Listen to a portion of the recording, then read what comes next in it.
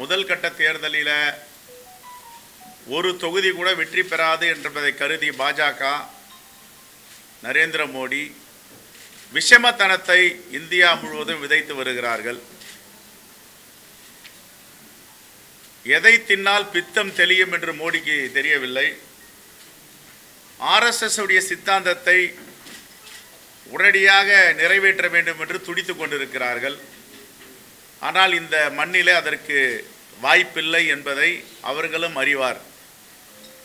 ஆனால் 2 தினங்களுக்கு முன்பு மத ரீதியான பிளவை ஏற்படுத்துவதற்கும் கலவரத்தை ஏற்படுத்த முயற்சி செய்வதற்கும் நரேந்திர மோடி அவர்கள் முயல்வது அப்பட்டமாக இந்திய மக்களுக்கு தெரிய வந்திருக்கிறது. ஏற்கனவே பின்புலமாக இருந்த RSSஐ அவருடைய கருத்துக்களை அவருடைய சித்தாந்தத்தை அங்கங்கே விதைத்து வந்த நரேந்திர மோடி அவர்கள் இப்பொழுது நேரடியாக எங்க அப்பன் புதருக்குள் இருக்கிறான் என்றை காட்டி கொடுப்பது போல மத ரீதியான பிளவை ஏற்படுத்தி இஸ்லாமிய மக்களுக்கு எதிராகவும் இந்துக்களுக்கு எதிராகவும் பிரச்சனையை கையில் எடுத்திருக்கிறார். இதை வன்மையாக தமிழ்நாடு காங்கிரஸ் கமிட்டி கண்டிக்கிறது. இந்த பேச்சின் அடிப்படையில் இந்திய தேர்தல் ஆணையம் நரேந்திர மோடியை எங்கும் பிரச்சாரம் செய்ய அனுமதிக்க கூடாது. யாராவது இந்திய அரசியலமைப்பு சட்டத்திற்கு எதிராக பிரச்சாரம் செய்தால், இந்திய தேர்தல் ஆணையத்தின் கட்டுப்பாடுகளை மீறினால் எப்படி தடை விதிக்கிறார்களோ அதே போன்று நரேந்திர மோடி அவர்களுக்கு இந்திய தேர்தல் ஆணையம் தடை விதிக்க வேண்டும். அவர் மத கலவரத்தை ஏற்படுத்த முயற்சி செய்கிறார். இது தமிழ்நாடு காங்கிரஸ் கமிட்டியின் பகிரங்க குற்றச்சாட்டு. இந்த தேசத்தை பிளவுபடுத்த முயற்சி செய்கிறார். எந்த இடத்திலும் காங்கிரஸ் உடைய தேர்தல் அறிக்கைகள் இந்த தேசத்து மக்கள் நலனுக்காகத்தான் அறிவிக்கப்பட்டிருக்கிறது. ஆனால் அதை திரித்து உண்மைக்கு புறம்பாக கூறி மக்களிடையே திசை திருப்பும் முயற்சியில் இறங்கி இப்பொழுது மிகப்பெரிய படுதோல்வியை அவர் சந்தித்திருக்கிறார். இந்துக்கள் எல்லாம் இவரை நம்புவது போலவும் இந்துக்கள் எல்லாம் இவர் பின்னாடி இருப்பது போல ஒரு மாயை ஏற்படுத்துகிறார். ஒருபோதும் இந்து மக்கள் தேச விரோத சக்திகளுக்கு அனுமதிக்க மாட்டார்கள். இது கடந்த காலங்களில் இருந்தே தொடர்ந்து இந்துக்களுடைய நடவடிக்கைகள் அமையும். நானும் இந்துதான். இங்கே இருக்கின்ற எங்கள் துணைத் தலைவர் திரு சீனிவாசன், அண்ணன் கோபண்ணா, இங்கே அமர்ந்திருப்பவர் மெஜாரிட்டி தலைவர்கள் இந்துக்களாக உட்காந்துருக்கிறோம். அப்போ எப்படி இதை இந்துக்கள் அனுமதிக்க முடியும்? இந்த தேசம் என்பது பன்முக தன்மை உள்ள தேசம். எல்லா மொழி வாரி மாநிலங்களும் இந்த தேசத்தில் இருக்கின்றன. எல்லா கலாச்சாரங்களும் இருக்கின்றது.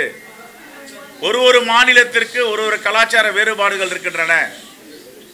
ஆகவே மோடி இப்படி பிரிவினைவாதத்தையும் மதவாதத்தையும் தூண்டிவிடும் செயலில் ஈடுபட்டு இருப்பதால் இந்திய தேர்தல் ஆணையம் அவரை பிரச்சாரம் செய்வதற்கு அனுமதிக்க கூடாது என்று தமிழ்நாடு காங்கிரஸ் கமிட்டி வேண்டுகோள் விடுக்கிறது. அன்னை இந்திரா காந்தி அவர்கள் 38 குண்டுகள் துளைத்து சிதைக்கப்பட்டார். இந்த நாட்டிற்காக உயிர் துறந்திருக்கிறார். அதே போன்று எங்கள் தலைவர் ராஜீவ் காந்தி அவர்கள் வந்தாரை வாழ வைக்கும் தமிழ்நாட்டிற்கு நம்பி வந்த பொழுது அவர் சல்லடையாக துளைத்து இங்கிருந்து புதுடெல்லிக்கு பிரேதமாக அனுப்பி வைத்தார்கள். ஆனால் எங்கள் தலைவர் ராகுல் காந்தி ஒருபோதும் இதை அரசியலாக்கவில்லை, இதை வைத்து வாக்கு கேட்கவில்லை. ஆனால் மோடியும் பாஜகவும் ஏழை வீட்டு மகன், ஏழை தாயின் மகன் என்று வாக்கு சேகரித்துக் கொண்டிருக்கிறார். ஆகவே எது தியாக குடும்பம்? தியாக தீபமாக இருக்கின்ற ஒரே குடும்பம் இந்த நாட்டில் அன்னை இந்திரா காந்தியோட குடும்பம் என்பதை மோடி புரிந்து கொள்ள வேண்டும். அவருடைய செயல்பாடுகளை அவர் திருத்திக் கொள்ள வேண்டும். இப்படிப்பட்ட மத துவேஷ பேச்சுக்கள், பிரிவினைவாத பேச்சுக்களை அவர் கைவிட வேண்டும். கைவிடாவிட்டால் நாங்கள் தினம் தினம் மோடியுடைய குடும்பாவை எரித்து சென்னையில தலைநகரங்களில் நாங்கள் போராட்டத்தை நடத்துவோம். இது கடுமையாக தமிழ்நாடு காங்கிரஸ் கமிட்டி மோடியை எச்சரிக்கிறது. எல்லா தலைவர்களும் அரசியலமைப்பு சட்டத்தின்பால் கட்டுப்பட்டவர்கள். அதை மீறினால் அதற்கு உண்டிய தண்டனையை அவர்கள் அனுபவிக்க வேண்டும்.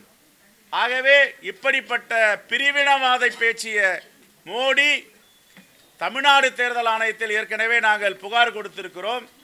இந்திய தேசிய தேர்தல் ஆணையத்தில் புகார் அனுப்பியிருக்கிறோம்.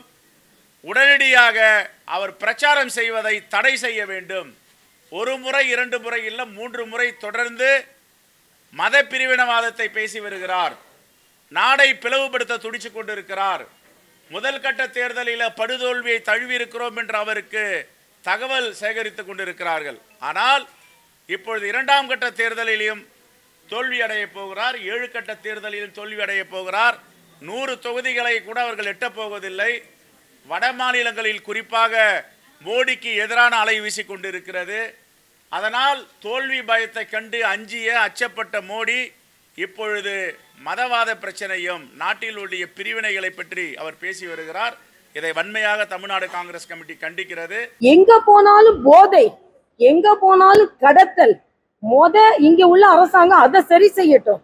அதை விட்டுவிட்டு நாங்க எப்ப பார்த்தாலும் மோடி அவர்களை நாங்க விமர்சனம் செய்வேன் என்று சொல்வது சரியல்ல என்பதை மக்கள் நன்றாக புரிந்து கொள்ள வேண்டும். மரியாதைக்குரிய பாரத பிரதமர் அவர்கள் இந்த நாட்டு மக்கள் அனைவருக்குமே ஒன்றிணைந்த வளர்ச்சி, அனைவருக்குமான வளர்ச்சி, அனைவருக்குமான திட்டம் என்பதுதான் அவரது தாரக மந்திரம். அதனால் அவர் என்றுமே சிறுபான்மை மக்களை வேறுமைப்படுத்தி பார்த்ததே கிடையாது. இன்னும் சொல்ல போனால் 10 கோடி இலவச கேஸ் இணைப்புகள் வழங்கியதில் குறிப்பிட்ட சதவீதம் இஸ்லாமிய சகோதர சகோதரிகளுக்கும் அது கிடைத்திருக்கிறது. அதே போல உடல் நலத்தை பாதுகாக்கும் ஆயுஷ்மான் என்ற பிரதமரின் மருத்துவ காப்பீடு திட்டத்தில் கூட எல்லோருமே தான் பலனடைந்திருக்கிறார்கள். இதில் இந்த மதத்தை சார்ந்தவர்கள் இந்த மதத்தை சார்ந்தவர்கள் என்று எந்த வேறுபாடும் கிடையாது.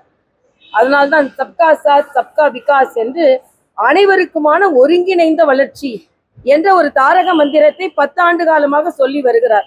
ஆனால் காங்கிரஸ் இந்த நாட்டை ஏறக்குறைய 50 ஆண்டுகள் ஆண்ட பின்பும் சிறுபான்மையின மக்களின் வாழ்வாதாரத்தை அடித்தட்டிலேயே வைத்திருந்து அவர்களை ஒரு வாக்கு வங்கியாக மட்டுமே பயன்படுத்தி கொண்டு வந்தார்கள். 2006 பேசிய மன்மோகன் சிங் இந்த நாட்டின் சொத்தில் சிறுபான்மையினருக்கு முதல் உரிமை இருக்கிறது என்று பேச்சளவில் சொல்லிவிட்டு எந்த விதத்திலும் இப்படிப்பட்ட வேற்றுமையை அவர்கள் விதைத்துவிட்டு எந்த விதத்திலும் அவர்கள் முன்னேற்ற வேண்டும் என்று நினைக்கவே இல்லை. மரியாதைக்குரிய பாரத பிரதமர் அவர்கள் குறிப்பாக இஸ்லாமிய பெண்கள், ஏன் நாங்கள் போட்டி போட்ட தொகுதிகளில் கூட இஸ்லாமிய பெண்கள் முழு ஆதரவை தெரிவித்தார்கள். ஏனென்றால் அவர்களுக்கு முத்தலாக்கிலிருந்து விடுதலை கொடுக்கப்பட்டிருக்கிறது. பெண்ணுரிமை என்று பேசுகிறார்கள். இன்றைய அண்ணன் ஸ்டாலினும் பேசுகிறார். ஆனால் அவர்கள் ஆட்சி செய்த காலத்துல பெண்கள் தனியாக ஹஜ் யாத்திரைக்கு போக முடியாது என்ற உரிமையை கூட மீட்டெடுக்க வேண்டும் என்று அவர்கள் நினைக்கவில்லை. ஆனால் மரியாதைக்குரிய பாரத பிரதமர் தான் பெண்கள் ஹஜ் யாத்திரைக்கு தனியாக கூட போய் வர முடியும், அது விசா சரியாக அவங்களுக்கு கொடுக்கப்பட வேண்டும் என்ற தளர்வுகளையும் ஏற்படுத்தி எல்லாவற்றிற்கும் மேலாக அலிகார் யூனிவர்சிட்டியில இதுவரைக்கும் பெண்கள் இஸ்லாமிய சகோதரிகள் யாரும் வைஸ் சான்சலரா நியமிக்கப்படவில்லை, அவர்கள் நியமிக்கப்பட்டிருக்கிறார்கள். ஆக எல்லா விதத்திலும் சிறுபான்மை மக்களுக்கு உயர்வை தருகின்ற பிரதமரை ஏதோ சிறுபான்மை மக்களுக்கு எதிராக இருப்பதை போலவே ஒரு சித்திரத்தை ஏற்படுத்தி ஏதோ இவர்கள் மட்டுமே அவர்களுக்கு பாதுகாவலர்கள் என்ற ஒரு தோற்றத்தை ஏற்படுத்தி இந்த தேர்தலை முன்னெடுத்து செல்ல விளைகிறார்கள். மரியாதைக்குரிய பாரத பிரதமர் அவர்கள் ஊடுருவல்காரர்கள், அவர்களிடம் நம் சொத்து பறிபோகிவிடக் கூடாது என்பதைத்தான் அவர் தெளிவாக சொன்னார். நீங்க நல்லா பாத்தீங்கன்னா பாகிஸ்தான்ல இருந்து பல பேர் ஊடுருவி இருக்கிறார்கள். என் மேற்கு வங்கத்துல ஒரு கோடி பேருக்கு மேல அவர் ஊடுருவல்காரர்கள் இருக்கிறார்கள். அவர்களுக்கு அந்த மாநில அரசு ரேஷன் கார்டு வரைக்கும் கொடுத்து வைத்திருப்பதனால் அந்த பகுதி மக்கள், நம் மக்கள், நாட்டு மக்களின் அந்த செல்வங்கள் எல்லாம் பறிபோகிறது என்ற எண்ணத்தில் தான் இதையெல்லாம் சொல்லப்பட்டதே தவிர காங்கிரஸ் வேண்டும் என்றே, இன்னும் சொல்ல போனா அதுக்கு எதிர்த்து சொல்றது கூட ராகுல் காந்தி இங்க இல்ல, எங்க போயிருக்காருன்னே தெரியல, வெளிநாடு போயிட்டாருன்னு சொல்றாங்க. ஆக முக்கியமான ஒரு தேர்தல் நடக்கும் போது நாட்டு மக்களோடு நிற்க கூட முடியாத ஒரு தலைவரை வைத்துக் கொண்டு காங்கிரஸ் இன்று மரியாதைக்குரிய பாரத பிரதமரை குறை கூறுகிறது என்பதுதான் வேதனை.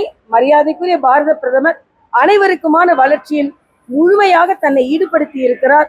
25 கோடி மக்களை வறுமை கோட்டிலிருந்து மீட்டெடுத்திருக்கிறார். அதே போல கரோனா காலத்தில் அனைவருக்குமே தடுப்பூசி கொடுக்கப்பட்டது. இன்னும் சொல்ல போனா வளர்ச்சி அடைந்த நாடுகள் கூட கரோனாவை எதிர்கொள்ள முடியாத சூழ்நிலையில் மரியாதைக்குரிய பாரத பிரதமர் அதை சிறப்பாக எதிர்கொண்டார். அதனால் 45 லட்சம் இறப்புகள் தடுக்கப்பட்டது. ஆக இந்த தேர்தல் மரியாதைக்குரிய பாரத பிரதமரின் வளர்ச்சிக்கான தேர்தல். அதை வேண்டுமென்றே திசை திருப்பதற்கு காங்கிரஸ் முயற்சி செய்யும்.